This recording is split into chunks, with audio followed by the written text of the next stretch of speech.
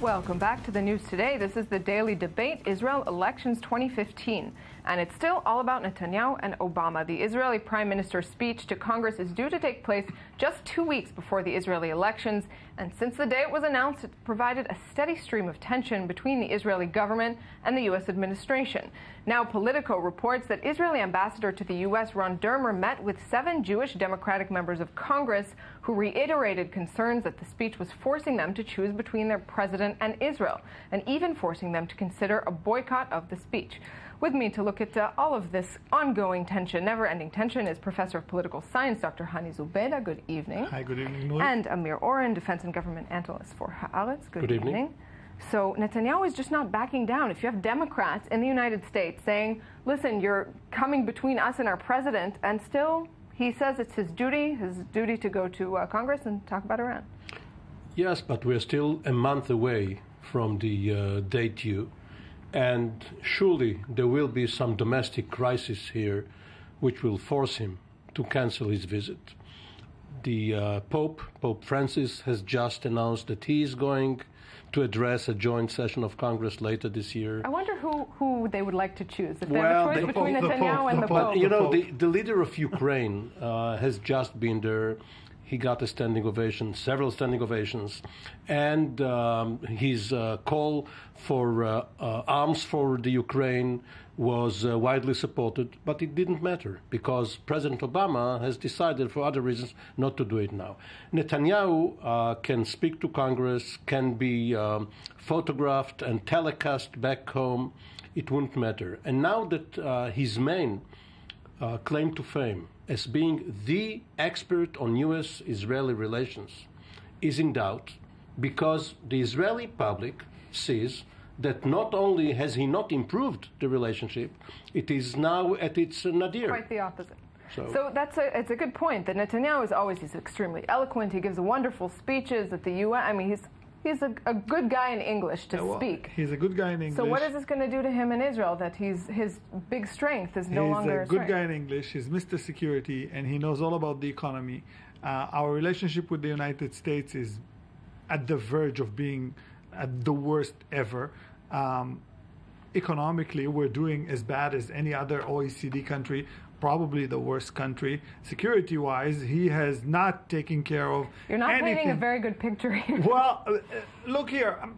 To tell you the truth, he is thinking about this speech to the Congress not as a speech to the Congress. He's thinking about the public in Israel. He doesn't really care about the Congress. He doesn't care about the House. What he wants to do is he wants to step up to the podium, look at the cameras, and say, here I am, people of Israel, addressing you from the U.S. Congress. And that's not, but he knows it's not diplomatic. It's not the right move. He knows the president is against it. And I think eventually I agree. We have still 4 weeks to the... But look at his express purpose for the speech. He was going to convince those doubting members of Congress to go his way rather than Obama's. But now that the 2 weeks before the Israeli elections. But let's look at it only from the point of view of diplomacy or foreign policy. Now that the speech itself is a bone of contention, obviously, no one is going to change their minds just because they heard Netanyahu. Is it too late to backtrack? That's the thing. If he's saying, he's reiterating over and over, I'm going to do this, I was invited, and it's important. Well, he's not saying that for the last 2 days. He's not saying that. He's not the last 2 days, he retraced his footsteps. I do not think the last 2 days were all about, I'm going to do that. If it was the case before a week, in the last 2 days, we hear a lot of quietness. Plus, the ambassador was summoned to the president, and he was given... Let's put a pause here for a moment, because that's a whole other sort of part of this campaign I want to talk about. But first, let's see a little more of the background of Netanyahu, Congress, and so on.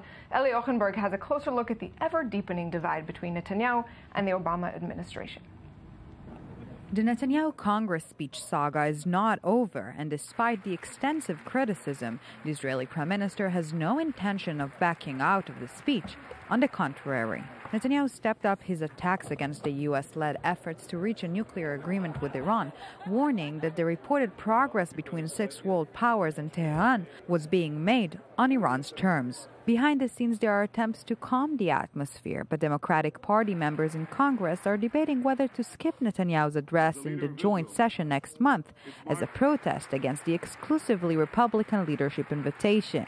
Israeli ambassador to Washington Ron Dermer met with Jewish Democratic members of Congress who expressed concerns over the speech, forcing them to choose between backing either the U.S. president or Israel, according to the website Politico. It furthermore reported Israeli Parliament Speaker Yuli Edelstein met with the initiator of Netanyahu's speech, Republican House Speaker John Boehner, but the attempt to ease tensions only caused more drama, as Boehner's office failed to invite House Minority Leader Nancy Pelosi to the meeting, while managing to reach out to her rival, Minority Whip Steny Hoyer. I'm seriously considering going.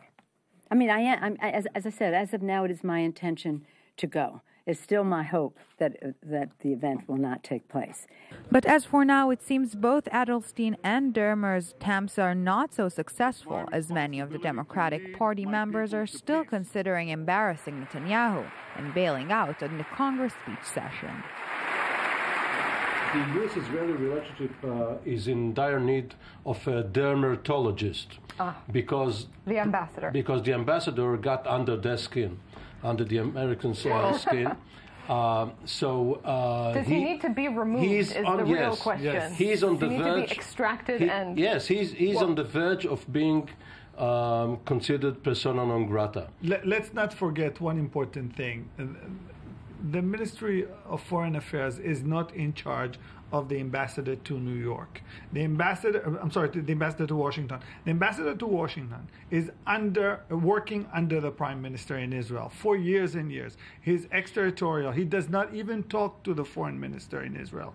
He is only reporting to the Premier. That's a whole other problem if you have the Foreign Ministry not communicating But that's the way it has been forever. But right now what's going on is a whole completely different ballgame, because the ballgame is between the Republicans and the Democrats. Senator Boehner is doing an amazing work shaking the end of the term of Obama, not inviting the minority leader, Nancy Pelosi, to a meeting. What sense is there? Unheard of. She was so enraged in that news meeting. She said literally, you know what? I want to stop this meeting and I'm going to walk over to the meeting. This has never, there is no, in Israel you can see that. You know what? I'm furious. I'm going to go on. It's partisan bickering, because it's one thing, it's already a very big deal. It never happens in the U.S. to have not gone through the White House. But now in the Congress itself. But now there's another point that needs to be made here. All the Democrats, the Jews, the Democrat Jews, they cannot stay in house while Netanyahu will speak. Because if they will do, they are literally breaking party line. Like we've said, they say that they're being forced to choose between their president. Well, but they won't. They're not, because they're Americans. First and foremost, they're Americans. They need the party backing in 1, 2, 3, maybe 4 years for their next Senate run. Do you think Netanyahu understands that? He gets that they're American before their allegiance to him? Netanyahu was the deputy chief of mission at the at the Israeli embassy in Washington from 1982 to 84. And he worked Congress along with the administration. And apparently he is still stuck in the Reagan era Republican administration of the 80s. Later, he was, of course, the ambassador to the UN, or the permanent representative, the head of mission there. And he doesn't really understand the problems that Israel is causing, both Congress and the administration, by trying to divide them. You know, there have been instances in the past where Israel was able to marshal support on the Hill to counterbalance the administration during the Nixon, Ford, Kissinger era. Later on, in the 80s, there was the Iran-Contra affair, where Israel collaborated with the administration to hide stuff from Congress and suffered for it. This is the very first time an Israeli prime minister, who is supposed to understand the American arena, tries to play both sides against each other. So supposed to being the key word, I want to ask you for a moment, because it's going back really to what you said before, that he knows, he must know what a big deal this is, what he's causing to the United States, but he's willing to do it anyway. So that sort of means then, if he's speaking to the Israeli public, that Netanyahu thinks that Israel prefers a strong prime minister that will stand up to the U.S. and do whatever. If I may, I want to beg the differ. I think he understands what he's doing in the United States. I think it is crystal clear to everybody, and I think everybody around him is saying what you're doing is going to harm the relationship of Israel and the U.S. And definitely until the end of the term of Obama, we will not be welcomed in the White House. This is a given. The other thing which I think and is important to understand, Netanyahu never expected a close race in Israel. He is the incumbent, 2 times incumbent. He went into this election by himself. He was not forced. He was not forced to go into the election. Ever since the move between Yitzhak Herzog and Tzipi Livni made the race interesting, so to say, within the margin of error, which we like pretty close to him. Exactly. I think from that moment on, Netanyahu said he is willing. Well, he's not really willing, but he is making the pretense as if he's willing to burn all bridges to get to the safe haven of another premier. What this keeps reminding me of? I mean, it's a totally different situation, but I remember Netanyahu's support of Mitt Romney that was very criticized back then during the campaign, and how he sort of threw his weight behind Mitt Romney. Then Obama wins, and it's a little bit uncomfortable for him. Is he sort of banking on, well, it's the end of the Obama administration, and someone else will come in next, and we can start fresh with America? Hani is right, and one should emphasize the severity of Netanyahu's situation. This is not just a routine campaign, another day in the office. He is desperate. He is probably, as things stand now, he is probably going to lose his bid for re-election. He is willing to do everything, anything, throw all stops in order to achieve victory. Speaking of anything and everything, to pull out all the stop, let's talk about yet another mini scandal that surrounded him, which is some senior diplomats being called in, criticized, summoned over their tweets. Yeah, well, they're all critical tweets. Yeah, they're all going to be fired. This is unheard of. These diplomats are not part of what you call the premier's office. These diplomats are part of the foreign ministry. They were all summoned yesterday. They will arrive to Israel probably tonight, the latest tomorrow morning. They will all be fired from the foreign ministry. Let me say this. The elections are interesting as is without public servants putting their hands into places they should not do so. Ambassadors, workers of the state should not take part in these elections in any way because it's illegal to start with. Okay. Secondly, networks, social networks, grand media networks are not a place where they can speak out publicly. They know that. And diplomats are there. I mean, it's known that in diplomacy you have to follow the line. You're not a politician campaigning against. But here goes, and this is what I think is so unique and special about this election campaign. Nobody expected it to be this close, not even the diplomats. And because it became so, tight, people are now, it's kind of like an emotional outrage. They have been for years suffering from a very bad foreign diplomacy by Israel. And I think it kind of like, we have to understand these are 4 people who are being summoned. Finally their space to lash out after? I think this is what they thought. They thought we can now speak our mind, nobody will do anything to us, but I think they made a mistake. But everything goes back to the fact that this election is extremely tight and we do not know who's going to be elected, and everything, all bids are off and everything really goes.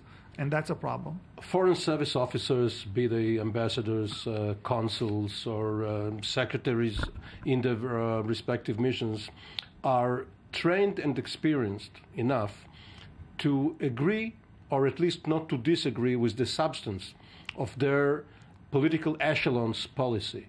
With having nothing to do with how they feel. Yeah. Personally.